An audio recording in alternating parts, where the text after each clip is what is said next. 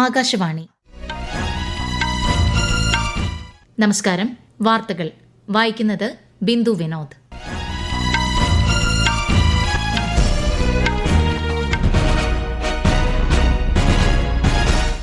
പ്രധാന വാർത്തകൾ. ഭീകരതയ്ക്കെതിരെ രാജ്യത്തിന്റെ പോരാട്ടത്തിൽ ഏറ്റവും വലിയ ശക്തി ഇന്ത്യൻ ജനതയുടെ ഐക്യദാർഢ്യമാണെന്ന് മൻ കി ബാത്തിൽ പ്രധാനമന്ത്രി നരേന്ദ്രമോദി. ഇന്ത്യയുടെ ബഹിരാകാശ മേഖല സ്വകാര്യ മേഖലയ്ക്ക് തുറന്നുകൊടുത്തതിലൂടെ ഈ രംഗത്ത് കൂടുതൽ സ്റ്റാർട്ടപ്പുകൾ ഉണ്ടായതായും പ്രധാനമന്ത്രി. കർഷകക്ഷേമത്തിന് കേന്ദ്ര സർക്കാർ സുപ്രധാന പരിഗണന നൽകുന്നുണ്ടെന്ന് ഉപരാഷ്ട്രപതി ജഗദീപ് ധൻഖർ. ക്യാൻസർ ചികിത്സാ രംഗത്ത് അടിസ്ഥാന സൌകര്യങ്ങൾ ശക്തിപ്പെടുത്തുന്നതിന് കേന്ദ്ര സർക്കാർ കൂടുതൽ ധനസഹായം ഉറപ്പാക്കിയതായി കേന്ദ്രമന്ത്രി JP നഡ്ഡ. സാമ്പത്തിക ശക്തി ജനാധിപത്യവൽക്കരിക്കാനും ദുർബല വിഭാഗങ്ങളെ സംരക്ഷിക്കാനും ലക്ഷ്യമിട്ടുള്ളതാണ് കേരളത്തിലെ സഹകരണ പ്രസ്ഥാനമെന്ന് മന്ത്രി V ശിവൻകുട്ടി. വനിതാ ത്രിരാഷ്ട്ര ക്രിക്കറ്റ് പരമ്പരയിലെ ആദ്യ മത്സരത്തിൽ ശ്രീലങ്കയ്ക്കെതിരെ ഇന്ത്യയ്ക്ക് 9 വിക്കറ്റ് ജയം. വാർത്തകൾ വിശദമായി. പഹൽഗാം ഭീകരാക്രമണത്തിലെ കുറ്റവാളികൾക്കും ഗൂഢാലോചന നടത്തിയവർക്കും ഉചിതമായ മറുപടി നൽകുമെന്ന് പ്രതിമാസ റേഡിയോ പരിപാടിയായ മൻ കി ബാത്തിൽ പ്രധാനമന്ത്രി നരേന്ദ്രമോദി. കശ്മീരിൽ സമാധാനം തിരിച്ചുവരുന്നതിലും ജനാധിപത്യം ശക്തമാകുന്നതിലും വിനോദസഞ്ചാരികൾ വർദ്ധിക്കുന്നതിലും ഇന്ത്യയുടെയും ജമ്മു കാശ്മീരിന്റെയും ശത്രുക്കൾ സന്തുഷ്ടരല്ലെന്ന് അദ്ദേഹം പറഞ്ഞു. जब कश्मीर में शांति लौट रही थी, देश के दुश्मनों को ये रास नहीं आया. आतंक के आका चाहते हैं कश्मीर फिर से तबाह हो जाए.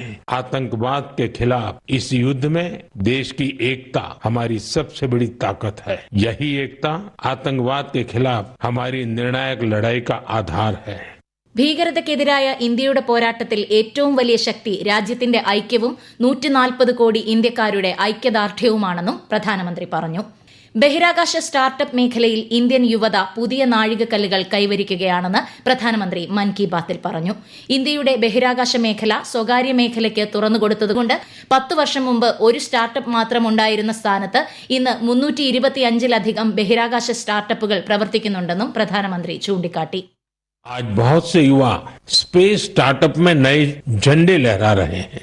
10 साल पहले इस क्षेत्र में सिर्फ एक कंपनी थी, लेकिन आज देश में 325 से ज्यादा स्पेस स्टार्टअप काम कर रहे हैं.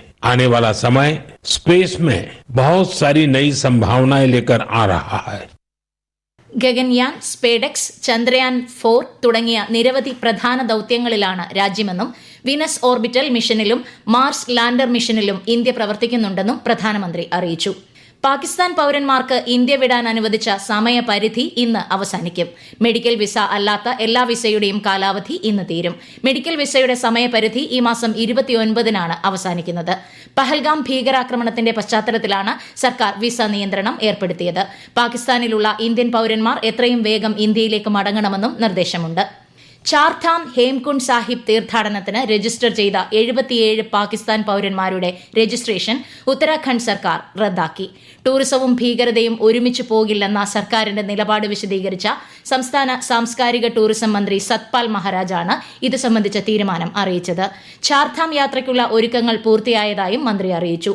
തീർത്ഥാടനത്തിൽ പങ്കെടുക്കുന്നതിനായി 185 രാജ്യങ്ങളിൽ നിന്നുള്ള 25,000-ലധികം അന്താരാഷ്ട്ര തീർത്ഥാടകർ ഉൾപ്പെടെ 22 ലക്ഷത്തിലധികം ഭക്തർ ഇതുവരെ ഓൺലൈനായി രജിസ്റ്റർ ചെയ്തിട്ടുണ്ട്.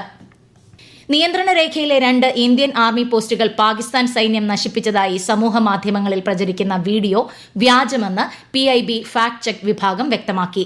ഈ വീഡിയോ ഇന്ത്യയിൽ നിന്നുള്ളതല്ലെന്നും 2024-ൽ പാകിസ്ഥാനിൽ നടന്ന വിഭാഗീയ സംഘർഷങ്ങളിൽ നിന്നുള്ളതാണെന്നും വീഡിയോയുടെ ഒപ്പം പങ്കുവച്ചിട്ടുള്ള ഫോട്ടോ കഴിഞ്ഞ മാസം വടക്കൻ അയർലൻഡിലുണ്ടായ തീപിടുത്തത്തിൽ നിന്നുള്ളതാണെന്നും അധികൃതർ അറിയിച്ചു.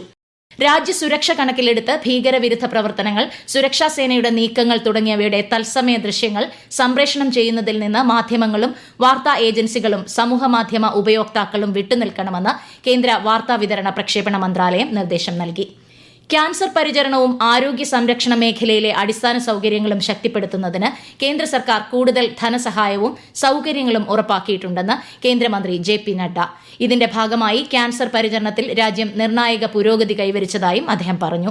ഛത്രപതി സംഭാജി നഗറിലെ ക്യാൻസർ ആശുപത്രിയിൽ വിവിധ പ്രവർത്തനങ്ങളുടെ ഉദ്ഘാടനം നിർവഹിക്കുകയായിരുന്നു കേന്ദ്രമന്ത്രി. ആരോഗ്യ പരിരക്ഷയ്ക്കും വിദ്യാഭ്യാസത്തിനുമുള്ള ധനസഹായം ഉറപ്പാക്കാൻ സർക്കാർ പ്രതിജ്ഞാബദ്ധമാണെന്നും ശ്രീ നഡ്ഡ വ്യക്തമാക്കി. സാമ്പത്തിക ശക്തി ജനാധിപത്യവൽക്കരിക്കാനും സാമൂഹ്യ വികസനം വളർത്തുവാനും സമൂഹത്തിലെ ദുർബല വിഭാഗങ്ങളെ സംരക്ഷിക്കാനും ലക്ഷ്യമിട്ടുള്ളതാണ് കേരളത്തിലെ സഹകരണ പ്രസ്ഥാനമെന്ന് മന്ത്രി വി ശിവൻകുട്ടി. സഹകരണ വകുപ്പിന്റെ ആഭിമുഖ്യത്തിൽ തിരുവനന്തപുരത്ത് സംഘടിപ്പിച്ച സെമിനാർ ഉദ്ഘാടനം ചെയ്ത് സംസാരിക്കുകയായിരുന്നു മന്ത്രി. വയനാട് ചൂരൽമല ദുരന്തം ഉൾപ്പെടെയുള്ള പ്രകൃതി ദുരന്തങ്ങളിൽ ജനങ്ങൾക്കൊപ്പം ഉറച്ചുനിന്നത് സഹകരണ സ്ഥാപനങ്ങളാണെന്നും ചൂരൽമല ദുരന്തത്തിൽ എല്ലാം നഷ്ടപ്പെട്ടവരുടെ വായ്പകൾ കേരള ബാങ്ക് പൂർണ്ണമായും എഴുതിത്തള്ളിയെന്നും മന്ത്രി പറഞ്ഞു. ഈ വാർത്തകൾ ആകാശവാണിയിൽ നിന്ന്.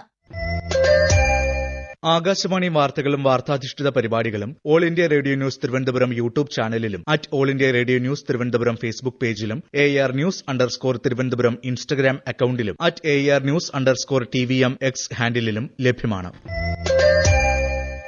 ശ്രീലങ്കയിൽ നടക്കുന്ന വനിതാ ത്രിരാഷ്ട്ര ക്രിക്കറ്റ് പരമ്പരയിലെ ആദ്യ മത്സരത്തിൽ ശ്രീലങ്കയ്ക്കെതിരെ ഇന്ത്യയ്ക്ക് 9 വിക്കറ്റ് ജയം. മഴ മൂലം 39 ഓവറായി ചുരുക്കിയ മത്സരത്തിൽ ടോസ് നഷ്ടപ്പെട്ട് ബാറ്റിംഗിനിറങ്ങിയ ശ്രീലങ്ക 38.1 ഓവറിൽ 147 റണ്ണിന് പുറത്തായി. മറുപടി ബാറ്റിംഗിനിറങ്ങിയ ഇന്ത്യ 29.4 ഓവറിൽ ലക്ഷ്യം മറികടന്നു. IPL ക്രിക്കറ്റിൽ ലക്നൌ സൂപ്പർ ജയന്റ്സിനെതിരെ മുംബൈ ഇന്ത്യൻസിന് ജയം. 215 റൺ വിജയലക്ഷ്യവുമായി ഇറങ്ങിയ ലക്നൌവിന് മറുപടി ബാറ്റിംഗിൽ 161 റൺ മാത്രമേ നേടുവാൻ കഴിഞ്ഞുള്ളൂ. ഇന്നത്തെ രണ്ടാം മത്സരത്തിൽ ടോസ് നേടിയ റോയൽ ചലഞ്ചേഴ്സ് ബംഗളൂരു ഡൽഹി ക്യാപിറ്റൽസിനെ ബാറ്റിംഗിനയച്ചു.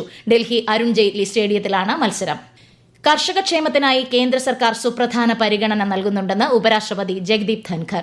തമിഴ്നാട് കാർഷിക സർവകലാശാലയിൽ നടന്ന പരിപാടിയെ അഭിസംബോധന ചെയ്യുകയായിരുന്നു അദ്ദേഹം. പ്രധാനമന്ത്രി കിസാൻ യോജന പോലുള്ള പദ്ധതികൾ നടപ്പാക്കിയത് കർഷകർക്ക് ഏറെ ഗുണം ചെയ്തു. 2047 ഇന്ത്യയെ $30 ട്രില്യൺ സമ്പദ് വ്യവസ്ഥയാക്കുന്നതിന് എല്ലാ മേഖലകളിലും സാമ്പത്തിക പരിഷ്കാരങ്ങൾ നടപ്പിലാക്കേണ്ടത് അനിവാര്യമാണ്. അതുകൊണ്ട് കാർഷിക മേഖലയിലെ പ്രവർത്തനങ്ങളിൽ കോർപ്പറേറ്റുകൾ നിക്ഷേപം നടത്തണമെന്നും ഉപരാഷ്ട്രപതി പറഞ്ഞു. Agriculture has to play a vital role. If India has to become a 30 trillion economy in 2046, the income has to go 8-fold. This is possible. This is achievable. Our last decade development has shown to the world India is capable of negotiating developmental journey. Destiny is rooted in the fertility of our fields. Akashvani Thiruvananthapuram നിലയത്തിന്റെ 75ാം വാർഷികാഘോഷങ്ങളുടെ സമാപനം നാളെ വൈകുന്നേരം തിരുവനന്തപുരം ടാഗോർ തിയേറ്ററിൽ നടക്കും.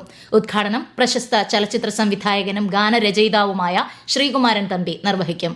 Antony Raju MLA ചടങ്ങിൽ അധ്യക്ഷത വഹിക്കും.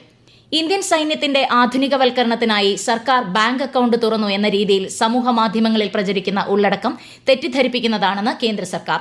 സന്ദേശം വ്യാജമാണെന്ന് PIBയുടെ ഫാക്ട് ചെക്ക് വിഭാഗം അറിയിച്ചു.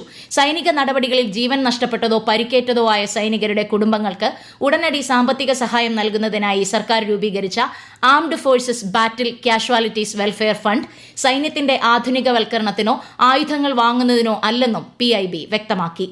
ജമ്മുകശ്മീർ നിയമസഭയുടെ പ്രത്യേക സമ്മേളനം നാളെ ചേരും. മന്ത്രിസഭാ യോഗത്തിന്റെ അഭ്യർത്ഥന പരിഗണിച്ചാണ് ലഫ്റ്റനന്റ് ഗവർണർ മനോജ് സിൻഹ പ്രത്യേക സമ്മേളനം വിളിച്ചു ചേർക്കുന്നത്. ഒരു ദിവസത്തെ പ്രത്യേക സമ്മേളനത്തിൽ പഹൽഗാം ഭീകരാക്രമണത്തിൽ ജീവൻ നഷ്ടപ്പെട്ടവർക്ക് നിയമസഭ അന്തിമോപചാരം അർപ്പിക്കും. ബഹിരാകാശ ശാസ്ത്രജ്ഞനും ISRO മുൻ ചെയർമാനുമായ K. കസ്തൂരിരംഗന്റെ സംസ്കാരം ബംഗളൂരുവിൽ പൂർണ്ണ ഔദ്യോഗിക ബഹുമതികളോടെ നടന്നു. ഹെബ്ബാൾ ശ്മശാനത്തിലായിരുന്നു സംസ്കാരം നടന്നത്. വെള്ളിയാഴ്ചയാണ് 84-കാരനായ കസ്തൂരിരംഗൻ അന്തരിച്ചത്.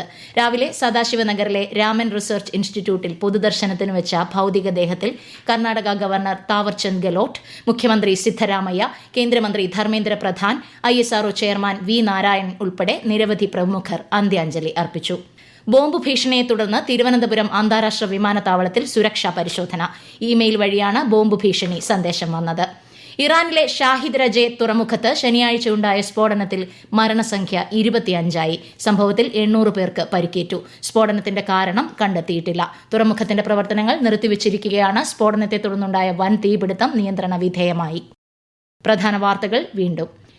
ഭീകരതയ്ക്കെതിരെ രാജ്യത്തിന്റെ പോരാട്ടത്തിൽ ഏറ്റവും വലിയ ശക്തി ഇന്ത്യൻ ജനതയുടെ ഐക്യദാർഢ്യമാണെന്ന് മൻ കി ബാത്തിൽ പ്രധാനമന്ത്രി നരേന്ദ്രമോദി. ഇന്ത്യയുടെ ബഹിരാകാശ മേഖല സ്വകാര്യ മേഖലയ്ക്ക് തുറന്നുകൊടുത്തതിലൂടെ ഈ രംഗത്ത് കൂടുതൽ സ്റ്റാർട്ടപ്പുകൾ ഉണ്ടായതായും പ്രധാനമന്ത്രി. കർഷകക്ഷേമത്തിന് കേന്ദ്ര സർക്കാർ സുപ്രധാന പരിഗണന നൽകുന്നുണ്ടെന്ന് ഉപരാഷ്ട്രപതി ജഗ്ദീപ് ധൻഖർ.